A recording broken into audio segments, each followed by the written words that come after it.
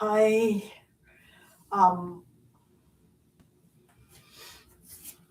I thought, because you see, I presented my rainbow composition with my poetical composition with the rainbow colors the last time I taped a video on my YouTube webpage, and next I wrote a poem which is added to my collection. And while I weigh decisions which may have come or may not have come, it's really confusing because I don't have a very functional email. And I beg your pardon. No, people who are helpful and inform me are confused by spam. Tons of spam which come their way.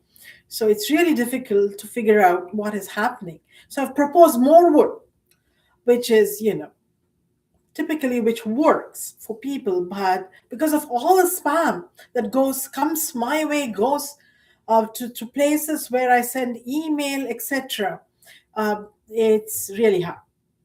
So I have proposed prose, but I've been inspired by a few lines of prose from books, and I would write a paragraph maybe, and this is a handwritten paragraph which I have composed now with three portions of Charles Dickens's David Copperfield, and I shall begin. Okay, I've really been clever. I've used bookmarks, etc. So here goes. In the name of heaven, said Miss Betsy suddenly, why rookery? Do you mean the house, ma'am? Asked my mother. Why rookery? Said Miss Betsy. Cookery would have been more to the purpose. If you had had any practical ideas of life, either of you. The name was Mr. Copperfield's choice, returned my mother. When he bought the house, he liked to think that there were rooks around. So that was the first portion I chose. So I thought David Copperfield's mother, then David Copperfield, then even I forget what I chose. Something in general. So this is my composition. It's the spring season in Toronto, and we may see a few rooks come our way. So these are birds, all right? These are Eurasian crow-like birds with black feathers and, not a feathery face, not like the owl or penguin. If these birds are blameless of defrauding someone, other kinds of rooks could swindle us. And this is the sad fact, for I've been swindled through illegal usage of my credit card. I'd like to take refuge and dry my unshed tears by baking sugar cookies with the heart-shaped cookie cutter I picked up in Cookery, a delightful store in the Blue West Village that has things which can make cooking and baking magic come alive in our kitchen or in your kitchen. So that was one, two.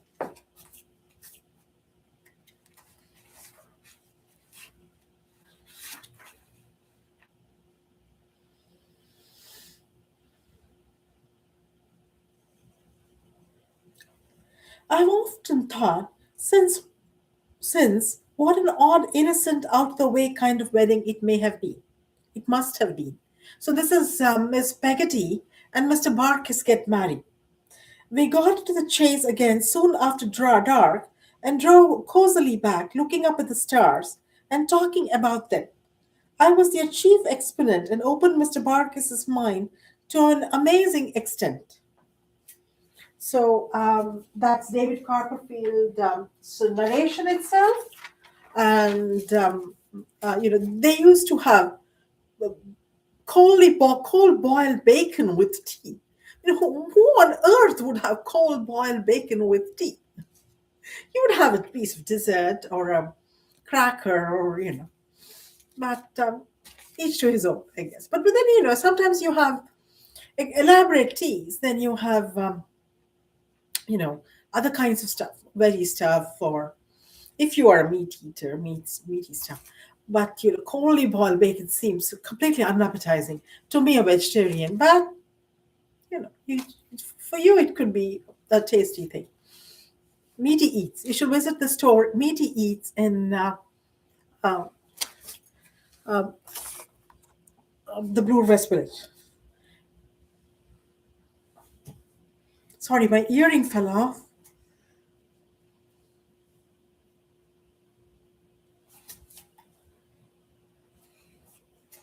Okay, my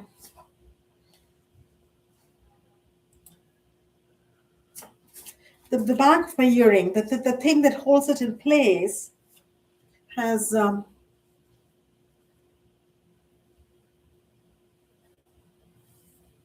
sorry, no ulterior motive here. Just looking, fishing for it. All right, so we'll just let the earrings stay in place. So it's a pretty pair of earrings. I pulled it out of my closet, the back of my closet, a jewelry cabinet. Yeah, pretty Hudson's Bay.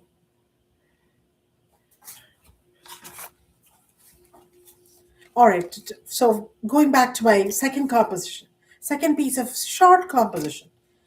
Talking about the stars, I'd like, as David Copperfield did, to go out and look at the stars.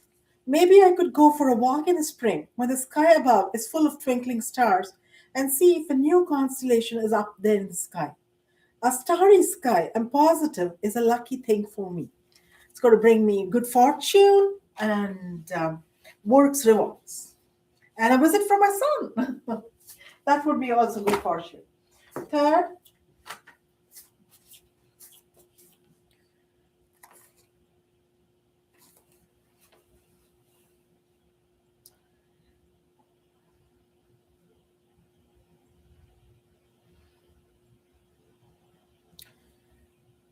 how it ever came about that the doctor began to read out scraps of the famous dictionary in these walks, I never knew.